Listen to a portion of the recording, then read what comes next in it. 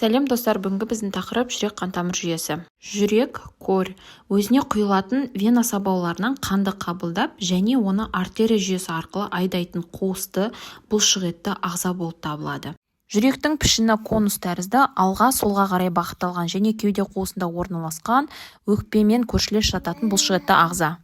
Жалпы жүректің салмағы еркектерде 350 грамм, әйелдерде 250 граммды құрайды. Жүрек 4 камераға бөлінеді. 2 жүрекше және 2 қарынша. Сол жақ жүрекше мен сол жақ қарынша олар артериялық жүректі құрайды. Ал оң жақ жүрекше мен оң жақ қарынша веналық жүректі құрайды. Осы жүрек камераларының қабырғаларының жиырылуын систола деп атаймыз және олардың босаңсуын диастола деп атаймыз. Ендеше жүректің анатомиясына толығырақ тоқталайық.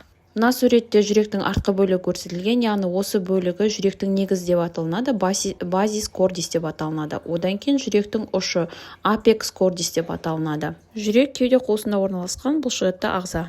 Жүректің екі беті болады, бірінші төс қабырғалық беті, екіншісі диафрагмалық. Мына жерде суретте кеуде тұсындағы қабырғалар кесіліп көрсетілген. Жүрек төстің артында жатқатын болғандықтан төстік және де қабырғалық беті деп аталынады, яғни оны айтамыз біз фацис тернокосталис деп.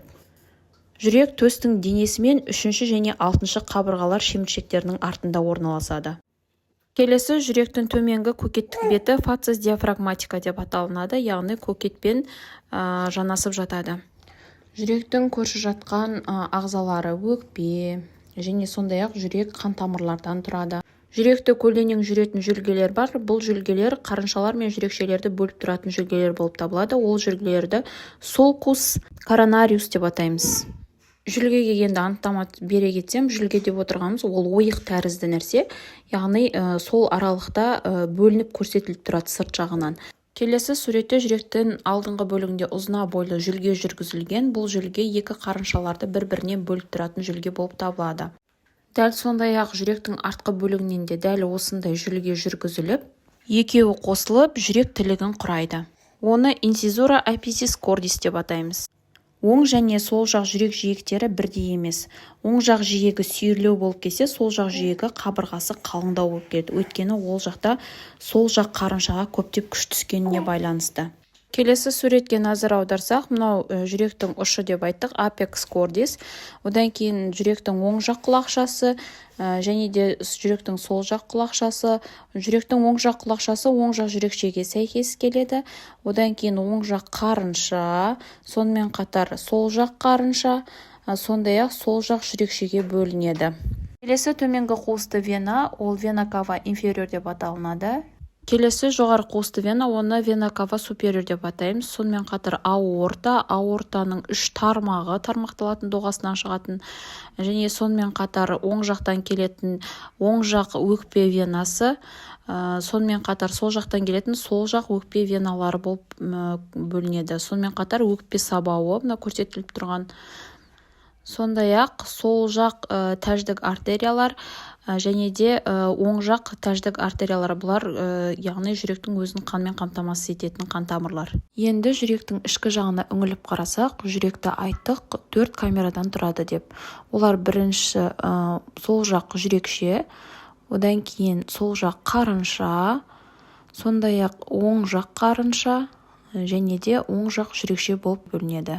Сонымен қатар мынау көрсетіп тұрған аорта, аортаны кесіп көрсеткен жоғары қуысты венамыз, мынау төмен қуысты венамыз. Бұлардың барлығы мынау оң жақ жүрекшеге кеп құяды. Жүрекшелер мына сол жақ жүрекше және де оң жақ жүрекше екеуі қанды қабылдайды.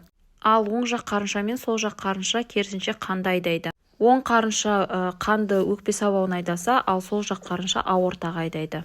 Оң жақ жүрекше мен сол жақ жүрекшенің арасында қалқалар болады, жүрекше аралық қалқалар. Оны жүрекше аралық қалқаны септум интератриале деп атаймыз. Оң жақ жүрекше мен сол жақ жүрекшені бөлетін перде сопақ пішінді шұңқыр болады, ол фосса овалис деп аталынады. және ол бала құрсақта даму кезінде жүрекшелердің өзара бір-бірімен қатынасын осы тесік арқылы форамен овалі өмір бойы сақталады. Бірақ ол бала өмірге келгеннен кейін ол тесік міндетті түрде жабылып кету керек. Өйткені ол жабылмаса, оң жақтан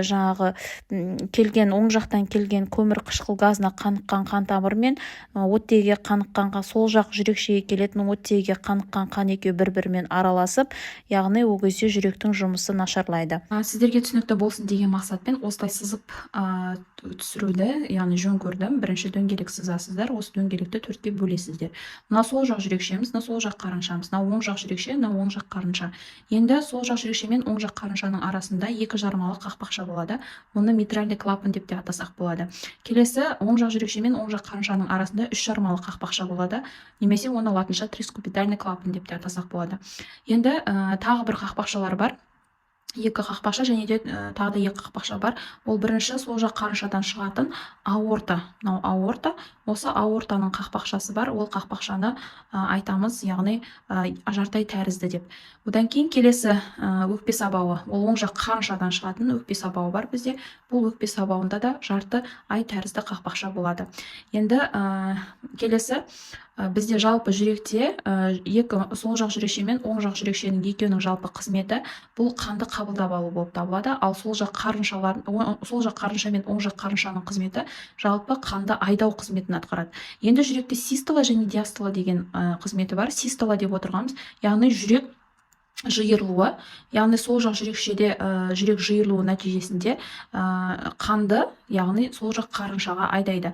Сол жақ қарыншаға түседі, яғни митральды клапандар арқылы. Сол жақ қарыншада ол кезде диастола болады. Яғни сол жақ жүрекшеде систола болып отқанда, сол жақ қарыншада диастола болады. Енді сол жақ қарыншада диастола болып жатқан кезде, сол жақ жүрекшеде керісінше систола болып жатады. Екеуі бір-біріне қарама-қарсы. Оң жақ жүрекше мен оң жақ қарыншада да дәл солай. Енді систола деп отырғанымыз жүректердің жиырылуы, ал диастола деп отырғанымыз жүректердің босаңсуы, яғни босаңсуы нәтижесінде жүрекшелердің жиырылуы нәтижесінде қақпақшалардан сол жақ қарыншаға, яғни босаңсыған кезде қан түседі. Енді бұл түсінікті болса, енді үлкен қан айналым шеңбері бар, бізде кіші қан айналым шеңбері бар. Үлкен қан айналым шеңбері деп отырғанымыз, ол сол жақ қарыншадан басталып, оң жақ жүрекшеге келіп құяды. Бұл үлкен қан айналым шеңбері деп атаймыз. Ал кіші қан айналым шеңбері оң жақ қарыншадан басталып, сол жақ жүрекшеден аяқталады. Немесе оны өкпелік шеңбер деп те атауға болады. Жалпы енді бірінші үлкен қан айналым шеңберін айта кетейік. Үлкен қан айналым шеңбері сол жақ қарыншадан басталып, мына қанды сол жақ қарынша бірінші систола болды. Систола болған кезде қанды жаңа қақпақшалар, аортаның жартай тәрізді қақпақшалар арқылы қан көтеріледі. Мына аортаның мына өрлеуші бөлігі және аортаның доғасына келген кезде үш тармақ шығады. Бірінші иықбас сабауы. Иықбас сабауы осы аралықты иықбас сабауы деп атаймыз. Осы иықбас сабауының өзі екі тармаққа бөлінеді. Бірінші оң жақ бұған асты артериясы және де оң жақ жалпы ұйқа артериясы деп осылайша екі тармаққа бөлінеді. Ал келесі тікелей аортаның доғасынан тікелей шығатын сол жақ жалпы ұйқа артериясы бар. Мынау сол жақ жалпы ұйқа артериясы, мынау сол жақ бұған асты артериясы, яғни бұлар аортаның доғасынан тікелей шығатын тармақтар. Содан ары қарай төмендеуші бөлігі аортаның.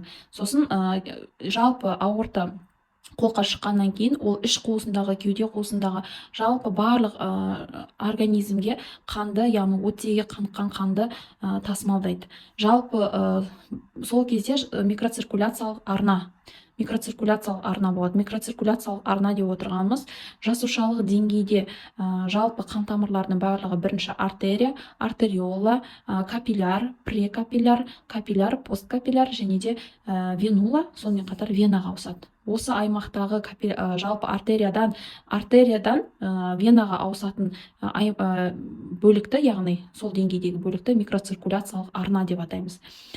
Микроциркуляциялық арнаға әлі толықтай тоқталамыз. Одан кейін барып, осы вена арқылы жоғарыдағы төменгі қуыстағы, яғни организмнің төменгі бөліктеріндегі аяқтардан, іш қуысындағы бүкіл ағзалардан көмір қышқыл газына қаныққан қан осы төменгі қуысты вена келіп, оң жақ жүрекшеге келіп құяды.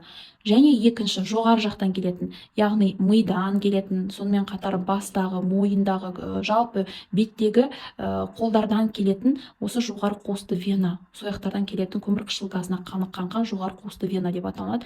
Ол да оң жақ жүрекшеге келіп құяды. Яғни оң жақ жүрекше мен оң жақ қарынша, бұл жақ тек қана көмірқышқыл газына қаныққан қан. Ал сол жақ жүрекше мен сол жақ қарынша екеуі бұяқ оттегіге қаныққан қан. Екеуі бір-бірімен ешқашан араласпайды. Сонымен қатар төмен қуысты вена мен жоғары қуысты вена екеуі оң жақ жүрекшеге келіп құйғаннан кейін оң жақ жүрекшеміз жиырылып, яғни систола болаттағында қанымыз үш жармалы қақпақшадан, яғни түсіп, яғни оң жақ қарыншаға құйылады. Ол кезде оң жақ қарыншада диастола болып тұрады. Оң жақ қарыншаға келіп құйылғаннан кейін, оң жақ қарыншада систола болған кезінде қанды қайтадан өкпе сабауына қарай айдайды. Оң жақ қарынша өкпе сабауы көмірқышқыл газына қаныққан қанды өкпе сабауына айдайды да, бұл өкпе сабауындағы тармақ, яғни ол өкпеге келеді. Өкпеге келгеннен кейін өкпенің альвеолалық деңгейде, яғни көмірқышқыл газын беріп, оттегіні қайттан қабылдап алып, оттегіге қаныққан қан сол жақ жүрекшеге келіп қояды. Сол жақ жүрекшеге келіп қоятын оттегіден келетін 4 тармақ бар. Ол жаңағы оң жақ өкпе венасы деп аталынады, сол жақ өкпе венасы деп аталынады. Осы 2-4 тармақ келіп, сол жақ жүрекшеге келіп құяды. Сол жақ жүрекшеге қайтадан бұл оттегіге қаныққан қан, қайтадан систола болып, қайтадан сол жақ қарынша құяды. Енді бұл жерде айта кетейін дегеніміз, жаңа айтты, сол жақ қарыншадан басталып микроциркуляциялық арнаға түсіп, төмен қуысты вена мен жоғары қуысты вена екеуі осы аралықты біз үлкен қан айналым шеңбері осы жерден бітеді. Ал кіші қан айналым шеңбері оң жақ қарыншаға қан құйылып, ол өкпе сабауы арқылы өкпеге барып, өкпеден ары қарай жаңағы сол жақ жүрекшеге келуі, яғни бұл өкпелік шеңбер кіші қан айналым шеңберін құрайды. Келесі суретте үлкен қан айналым шеңбері сол жақ қарыншадан бастап аорта арқылы микроциркуляциялық арнаға түсіп, төмен қуысты вена мен оң жақ жүрекшеге келіп қойып тұр. Ал кіші қан айналым шеңбері оң жақ қарыншадан басталып, өкпе арқылы оттегіге қаныққан қан сол жақ жүрекшеге келіп қойып тұр. Қарыншаларда осындай жіп тәрізді емістікті бұлшықеттер болады. Олардың қызметі жүрек жиырылып босаңсыған кезде қақпақшаларды ашып жабуға көмектеседі. Жүректің 4 қақпақшасы, аорта қақпақшасы мен өкпе сабауының қақпақшасы жартай тәрізді. Митральды 2 жармалы қақпақша, 3 жармалы қақпақша, трикуспидальды клапан. Микроциркуляциялық арна деп жалпы артериоланың венулаға айналу кезеңін айтамыз. Микроциркуляциялық арнаның құрылысы: артериолалар, артериолалардан кейін прекапилляр, капиллярдан кейін капиллярлар, капиллялардан кейін посткапиллярлар және де одан кейін венулаға ауысады. Жалпы бұл жерде оттегіге қаныққан қан көмірқышқыл газына ауысады. Микроциркуляцияда арнайы сфинктер орналасады. Ол сфинктердің қызметі жалпы қан тамырдағы қандардың деңгейін реттеп отыру. Келесі жүрек қабаттары: ішкісі эндокард, бұлшықет қабаты миокард және де перикард сыртқы қабаты. Перикардтың өзі 2 жапырақшадан тұрады: висцеральды және париетальды. Висцеральды отырғанымыз ішкі, оның өзі соған эпикард жатады. Ал париетальды сыртқы қабаты. Париетальды және висцеральды жапырақшаларында арасында сұйықтық болады. Осымен сабағымыз аяқталды. Егер видео ұнаған болса, лайк басып, тіркелуді ұмытпаңыз.